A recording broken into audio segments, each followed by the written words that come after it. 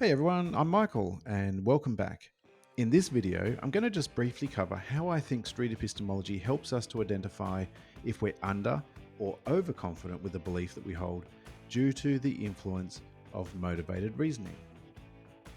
If you haven't seen my other videos in this series, then check out the links in the description below. It's best to watch them all in order. Anyway, let's get into it. Motivated reasoning is basically the idea that emotional biases can lead to justifications or decisions based on their desirability rather than an accurate reflection of the evidence.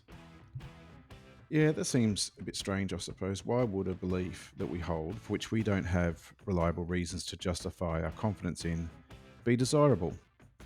So desirable that we might deceive ourselves into doubling down and rationalizing away how right we are about the confidence that we have in that belief. I think most people see themselves as being basically good and ethical, but what if someone cheats on a test? They might all of a sudden feel some emotional discomfort because of the conflict between that action and their belief about who they are or what they value. This type of discomfort is commonly referred to as cognitive dissonance, and according to motivated reasoning, because it is uncomfortable, a quick and easy fix for them would be to try and reason their way out of it. In a situation like that, I can imagine someone thinking to themselves, I had to do it, I had no choice, or I'm sure other people were cheating, it wouldn't be fair if I didn't as well, that sort of thing.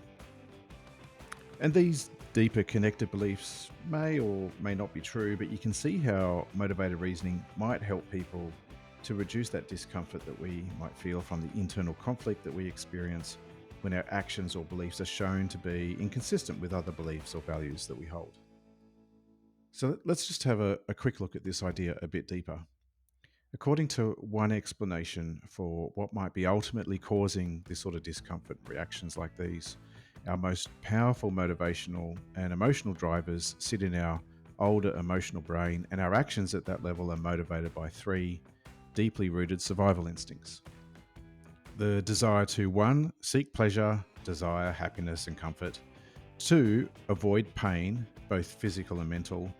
And 3. Conserve energy, that is, seek pleasure and avoid pain via the path of least resistance, that is, with the least amount of effort. From this, we all have the same basic core human needs like food, shelter, and clothing, right? And to be healthy and safe, we all want to feel healthy and safe, to have other people around us who we feel connected to, and to grow through positive self esteem and by being the best we can be.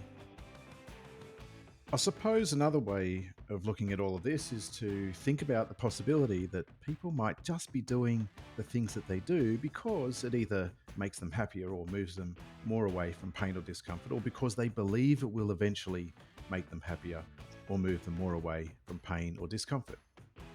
We all have the same core human needs, just perhaps different factors affecting how we respond to these urges, and different beliefs about what the best strategies are for meeting these needs.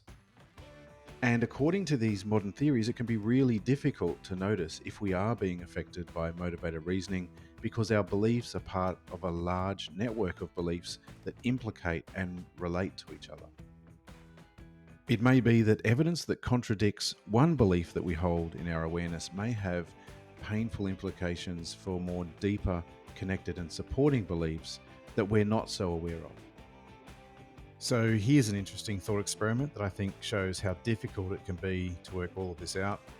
Let's say you have to decide between two options, right? You've got option A, where you kill an innocent person but have no memory of it and are able to live the rest of your life with no negative consequences from that action, no shame, no guilt. Or option B, you don't kill an innocent person, but you do have to live the rest of your life fully convinced that you have, with all of the shame and guilt and potential negative consequences that might come from that.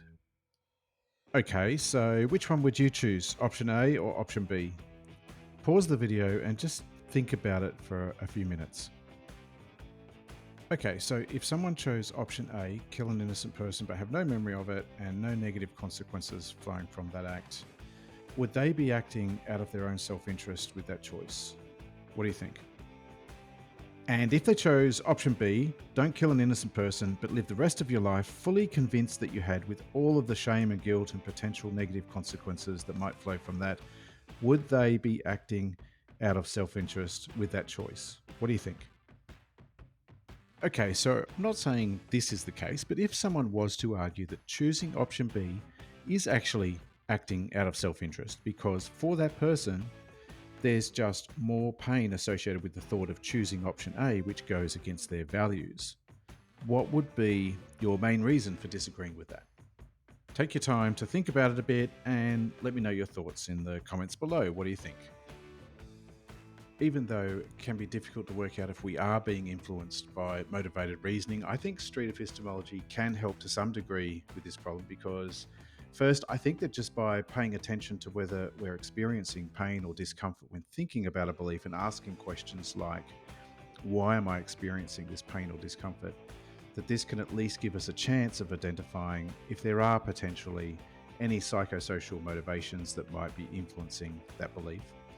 And secondly, I think that asking other people to do street epistemology with me on that deeper belief about why I think I'm experiencing that pain or discomfort may reveal questions that I might not have been able to think of myself, which can help me to better reflect on how reliable the reasoning is behind that deeper belief.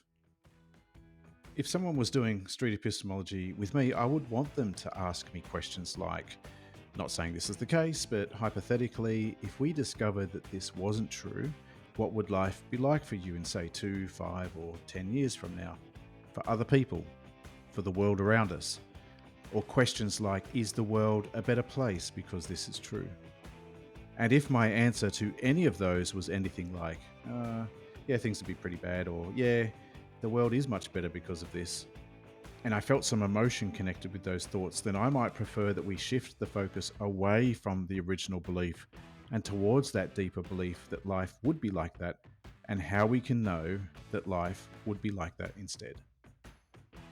If my response contained resistance to the hypothetical or really strong negative emotion, then I think they should stop doing street epistemology with me at that point and probably just listen and hear me out or talk about something else, because street epistemology is supposed to be a partnership or a joint venture where we're both willing and able to honestly explore the quality of that relationship between our reasons and confidence. And I think that they would be good indicators that we're not able to do that at that point in time. People and emotions are complicated, and I imagine that there can be many internal and external influences at play, like biological influences and social, financial, and other environmental influences that can make it hard to discover and honestly explore the psychosocial motivations that may be influencing how we see ourselves, other people, and the world around us. Emotions can consume even the smartest of people, and these problems of perception like filtering errors, interpretation errors, and motivated reasoning show us that just being internally logically consistent is not enough to demonstrate that our judgments about what is regular are reliable. And I think that taking the approach of casting my net out as wide as I can to see if the views of others can reliably disconfirm my own beliefs about any psychosocial motivations that might be influencing me helps me to be better accountable to my own senses. So that's where I am at the moment with street epistemology and motivated reasoning. Please let me know your thoughts so I can learn from you. I hope you enjoyed this video. In the next couple of videos, I'm going to cover defensive reactions, some tips for managing emotions, some basic questions to show how we can do simple SE in any situation in life, and the quality criteria that I value for judging whether I should be as confident as I am with the beliefs that I hold. Take care, and thanks for watching.